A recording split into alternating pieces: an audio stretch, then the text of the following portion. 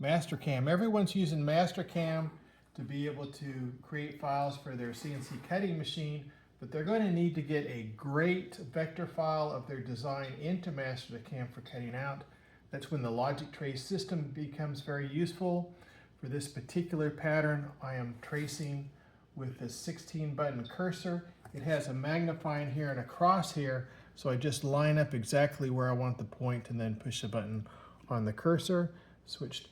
On this particular pattern, I'm doing lines, arcs, curves, and circles. I'm going to get a great vector file in just a matter of minutes that I can then load into Mastercam. Also will work with almost any CNC software. Got one more arc here, that point, and then a line, and I have finished with the outside edge. There it is, looks great. I'm going to click stop. I'm going to redraw it. Notice how the arcs and the lines are perfectly lined up. We have an automatic correction built into the software. I've got one more circle to do. I'm going to do 3-point circles. Just do any 3 points on that circle with the cursor.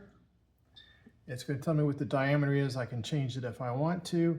There's the design. It looks great. Let's cut it out.